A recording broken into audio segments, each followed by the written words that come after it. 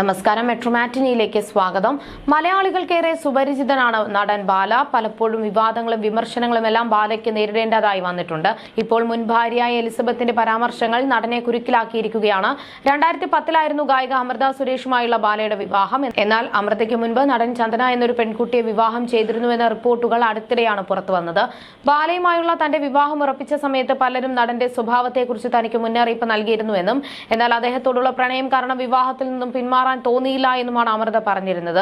ബാലയുടെ ക്രൂര പീഡനങ്ങൾ സഹിക്കാൻ കഴിയാതെയാണ് താൻ ബന്ധം അവസാനിപ്പിക്കാൻ തീരുമാനിച്ചത് എന്നും അടുത്തിടെ അമൃത വെളിപ്പെടുത്തിയിരുന്നു. അടുത്തിടെ മകൾ അവന്തികയുടെ പേര് കൂടെ വിവാദങ്ങൾക്കും സൈബർ ആക്രമണങ്ങളിലേക്കും കടന്നതോടെ അമൃത രംഗത്തെത്തുകയും ബാലയ്ക്കെതിരെ കേസ് കൊടുക്കുകയും പോലീസ് അറസ്റ്റ് ചെയ്യുകയും ചെയ്തിരുന്നു.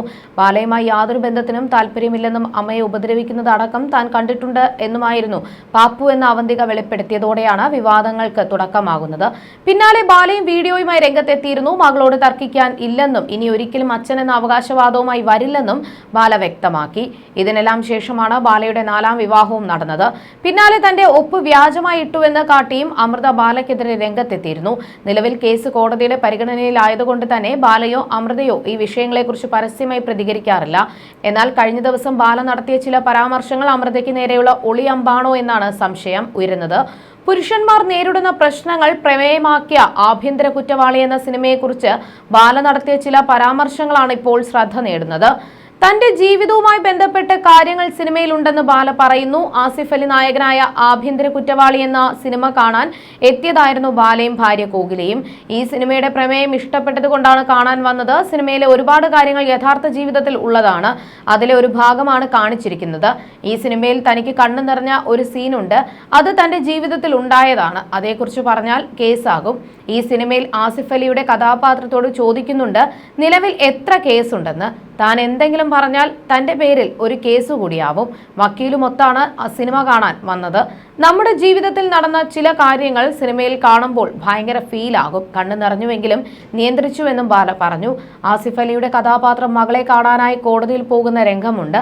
അതൊക്കെ റിയാലിറ്റിയാണ്. സ്ത്രീകളെയും കുട്ടികളെയും ഒക്കെ പീഡിപ്പിക്കുന്നത് കാണുമ്പോൾ എത്രയോ ആണുങ്ങൾക്ക് ദേഷ്യം വരും. അതുപോലെയാണ് ആണുങ്ങളെ ഉപദ്രവിക്കുന്നത് കാണുമ്പോൾ സ്ത്രീകൾക്കും ദേഷ്യം വരുന്നത്. തൊട്ടടുത്ത സീറ്റിലിരുന്ന ഒരു അമ്മൂമ്മ തന്റെ അടുത്ത് വന്ന് കയ്യിൽ പിടിച്ചു പറഞ്ഞു, മോന്റെ കാര്യങ്ങൾ അറിയാം, തളർന്നു പോകരുത്, ജീവിതത്തിൽ തിരിച്ചു വരണം എന്ന്.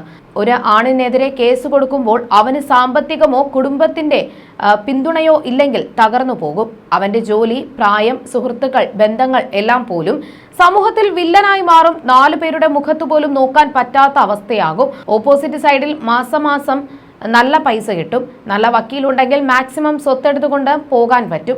പെണ്ണ് വിചാരിച്ചാൽ ആണിനെ നശിപ്പിക്കാൻ പറ്റും. ഇന്നത്തെ ജനറേഷനിൽ പലർക്കും വിവാഹം കഴിക്കാൻ പേടിയാണ്. ഡിവോഴ്സ് ആകുമോ എന്നുള്ള ഭയമാണ്. നല്ല പെണ്ണിനെ തേടി കണ്ടുപിടിച്ചു കെട്ടണം. തനിക്ക് നല്ല പെണ്ണിനെ കിട്ടിയിട്ട് കുറെ വർഷങ്ങൾ കഴിഞ്ഞാണ് മനസ്സിലായത് ഈ പൊട്ടന്.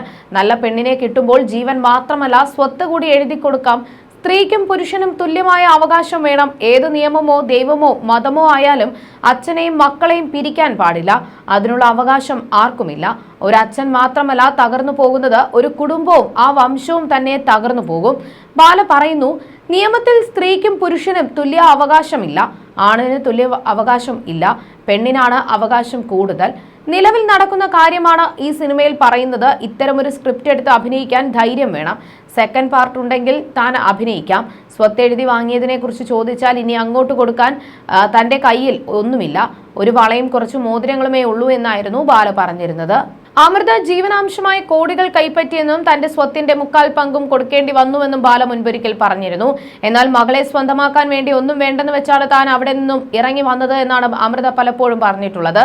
സ്വർണത്തെക്കുറിച്ചും ബാല ഒരിക്കൽ പറഞ്ഞിരുന്നു. അതിനും അമൃത കൃത്യമായി മറുപടി പറയുന്നുണ്ട്. എന്റെ സ്വർണം, എന്റെ വണ്ടി ഒന്നും ഞാൻ എടുത്തിട്ടില്ല. സ്വർണം സ്ത്രീധനം കൊടുത്തിട്ടില്ല. എല്ലാം ബാലച്ചേട്ടൻ തന്നതാണ് എന്നൊക്കെ ആയിരുന്നു. എന്നാൽ അത് അങ്ങനെയല്ല. എളമക്കരയിലെ ഒരു വീട് വിറ്റിട്ടാണ് കേരളത്തിലെ പ്രമുഖ ജ്വല്ലറിയിൽ നിന്നും സ്വർണം എടുത്തത്. അത് പർച്ചേസ് ചെയ്തതിന്റെ ഇൻവോയ്സ് ഉണ്ട്. വേണമെങ്കിൽ ഉറപ്പായും അത് സബ്മിറ്റ് ചെയ്യാമെന്നാണ് അമൃത നിറക്കണ്ണുകളോടെ ഒരിക്കൽ ലൈവിലെത്തി പറഞ്ഞത്. 2010 അമൃത സുരേഷും നടൻ ബാലയും പ്രണയിച്ച് വിവാഹം കഴിക്കുന്നത്. 2012 ദമ്പതിമാർക്ക് ഒരു പെൺകുഞ്ഞ് ജനിച്ചു. മകൾക്ക് 3 വയസ്സായതു മുതൽ ഇരുവരും വേർപിരിയാൻ തീരുമാനിച്ചു. അമൃതയെ വിവാഹം കഴിക്കും മുൻപ് കന്നഡക്കാരിയായ ചന്ദന സദാശിവ റെഡ്ഡി എന്ന യുവതിയെ ബാല വിവാഹം കഴിച്ചിരുന്നുവെന്നും എന്നാൽ ഇക്കാര്യം മറച്ചുവെച്ചാണ് തന്നെ വിവാഹം കഴിക്കാൻ ഒരുങ്ങിയത് എന്നുമാണ് അമൃത പറഞ്ഞത്. വിവാഹത്തിനും കുറച്ചു മുൻപാണ് ഈ വിവരം അറിഞ്ഞത് എന്നും എന്നാൽ തന്റെ ആദ്യത്തെ പ്രണയമായതിനാൽ തനിക്ക് ഈ ബന്ധം തന്നെ മതിയെന്ന് പറയുകയായിരുന്നുവെന്നും അമൃത പറഞ്ഞിരുന്നു. 2015 താരങ്ങൾ 2 ഇടങ്ങളിലായി താമസിക്കുന്നത്. ശേഷം 2019 നിയമപരമായി ബന്ധം വേർപ്പെടുത്തി. എന്നാൽ മകളുടെ കാര്യത്തിൽ പലപ്പോഴും വിവാദങ്ങൾ ഉണ്ടാക്കി നടൻ ബാല രംഗത്ത് വരാൻ തുടങ്ങിയതോടെയാണ് പ്രശ്നങ്ങൾ രൂക്ഷമാവുന്നത്. ബാലയുടെ ഉപദ്രവത്തെ തുടർന്ന് പലപ്പോഴും ചോര തുപ്പി ആ വീട്ടിൽ കിടന്നിട്ടുണ്ട്. ബാല ആശുപത്രിയിൽ കിടക്കുമ്പോൾ നിങ്ങൾ എല്ലാവരും പ്രാർത്ഥിച്ചു. പക്ഷേ ഇന്നും ഞാൻ ചികിത്സയിലാണ്. അന്ന് അടിയും തൊഴിയും കൊണ്ടതിന്റെ ആഘാതം വലുതായിരുന്നുവെന്നും അമൃത പറഞ്ഞിരുന്നു. ബാല തന്നെ വിവാഹം ചെയ്യുന്നതിന് മുൻപ് മറ്റൊരു വിവാഹം ചെയ്തിരുന്നു എന്നും താരം വീഡിയോയിൽ പറഞ്ഞു. അതേസമയം തന്റെ മാസവരുമാനത്തെക്കുറിച്ചും ആസ്തിയെക്കുറിച്ചും മാധ്യമങ്ങളോട് ബാല സംസാരിച്ചിരുന്നു. ഞാൻ ജീവിക്കുന്നത് എങ്ങനെയാണെന്ന് അറിയാമോ? എല്ലാവരും ആസ്തി ആസ്തി എന്ന് പറയുന്നത് കേട്ടിട്ടുണ്ട്. സ്ഥലം എല്ലാം പോക്കറ്റിലിട്ട് കൊണ്ടുവരികയല്ലോ. സിനിമയില്ലെങ്കിലും എനിക്ക് മാസവരുമാനമുണ്ട്, വാടക ലഭിക്കുന്നുണ്ട്, എനിക്ക് സ്റ്റുഡിയോയും ഗോഡൌണുമുണ്ട്, വീടുമുണ്ട്. അതുപോലെ വലിയ ചിലവ് എനിക്കും കോകിലേക്കുമില്ല. ഒരുപാട് ആവശ്യങ്ങളും വരാറില്ല. ഇത്തരത്തിൽ എനിക്ക് വരുന്ന വരുമാനത്തിൽ നിന്നും ഒത്തിരി കാശെടുത്ത് ജനങ്ങൾക്ക് കൊടുക്കാറുണ്ട്, സഹായിക്കാറുണ്ട്. അതിന്റെ സന്തോഷത്തിന് വേണ്ടി ചെയ്യുന്നതാണ്. ഞാൻ കള്ളം പറയുകയല്ല. എന്റെ തിരിച്ചുവരവിന് ഈ ആളുകളുടെ പ്രാർത്ഥനയും ഗുണം ചെയ്തിട്ടുണ്ടാകും. കർമ്മ എന്നതുണ്ടല്ലോ.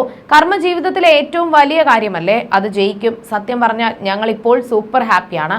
അതുപോലെ തന്നെ കുറ്റം പറയുന്നവരോട് എനിക്ക് പറയാനുള്ളത് നിങ്ങളും ഹാപ്പിയായി ഇരിക്കണമെന്നാണ്. അത് പറയാനുള്ള മെച്യൂരിറ്റി എനിക്ക് വന്നിട്ടുണ്ട്. അല്ലാതെ എല്ലാ ആഴ്ചയും പുതിയ പുതിയ കേസ് കൊടുത്തിട്ട് ഒരു കാര്യവുമില്ല. ഒന്നും നടക്കാൻ പോകുന്നില്ല. എത്ര കള്ള കേസുകൾ കൊടുക്കും? ആർക്കെങ്കിലും ആവശ്യമുണ്ടെങ്കിൽ എന്നെ വിളിക്കുക എന്നാണ് ബാല പറഞ്ഞത്. കൊച്ചിയിൽ താമസിച്ചിരുന്ന കാലത്ത് നിർധനരായ രോഗികളെയും വിദ്യാർത്ഥികളെയും ചില സിനിമാ താരങ്ങളെയും നടൻ സഹായിച്ചിരുന്നു. ആ സമയത്ത് നടൻ സഹായം ചെയ്യുന്നത് പബ്ലിസിറ്റിക്ക് വേണ്ടിയാണെന്ന് വന്ന് പ്രചരിച്ചിരുന്നു. അതേസമയം നടന്റെ മുൻ ഭാര്യ എലിസബത്ത് താരത്തിനെതിരെ നിയമപരമായി നീങ്ങുന്നുണ്ട്. ഇരുവരും ദാമ്പത്യം നയിച്ചിരുന്ന കാലത്ത് ക്രൂരപീഡനം താൻ നേരിട്ടുവെന്ന് എലിസബത്ത് അടുത്തിടെ വെളിപ്പെടുത്തിയിരുന്നു. എലിസബത്ത് നടത്തിയ ചില വെളിപ്പെടുത്തലിന് പിന്നാലെ ബാലയ്ക്കെതിരെ കടുത്ത വിമർശനമായിരുന്നു ഉയർന്നത്. തന്റെ യൂട്യൂബ് ചാനലിലൂടെയാണ് ബാലയിൽ നിന്നും താൻ നേരിടേണ്ടി വന്ന ക്രൂരതകൾ എന്തൊക്കെയാണെന്ന് മുൻ ഭാര്യ എലിസബത്ത് വിവരിച്ചത്. കടുത്ത മാനസിക ശാരീരിക പീഡനം തനിക്ക് അനുഭവിക്കാൻ വന്നുവെന്നും ഒടുവിൽ ഗത്യന്തരമില്ലാതെ ബാലയുടെ വീട്ടിൽ നിന്നും ഇറങ്ങി ഓടുകയായിരുന്നു എന്നുമാണ് എലിസബത്ത് ആരോപിച്ചത്. താൻ കൂടെയുള്ളപ്പോൾ തന്നെ നിരവധി സ്ത്രീകളുമായി ബാല ബന്ധം പുലർത്തിയിരുന്നു എന്നും എലിസബത്ത് ആരോപിച്ചിരുന്നു. അമേരിക്കയിൽ നിന്നും ഒരു പെൺകുട്ടി ബാലയെ തേടി വന്നുവെന്നും ആ പെൺകുട്ടി അടക്കമുള്ളവരെ വിവാഹ വാഗ്ദാനം നൽകി ബാല വഞ്ചിച്ചു എന്നുമാണ് എലിസബത്ത് ആരോപിച്ചത്. എന്റെ കുടുംബത്തെ നാണം കെടുത്തുന്ന പരിപാടികൾ നടക്കുന്നുണ്ട്. എന്റെ ജീവന് ഭീഷണിയുണ്ട്. എനിക്ക് മാത്രമല്ല, എന്റെ കുടുംബാംഗങ്ങളുടെ ജീവനും ഭീഷണിയുണ്ട്. ഇനി ആരും ഈ ചതിക്കുഴിയിൽ വീഴരുത് എന്നുള്ളത് കൊണ്ടാണ് ഞാൻ പറയുന്നത്.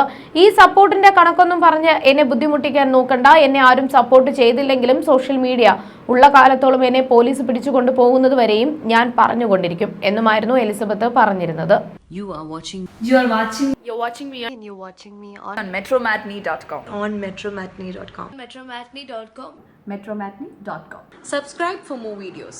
Subscribe here for more videos. Subscribe now. Thank you.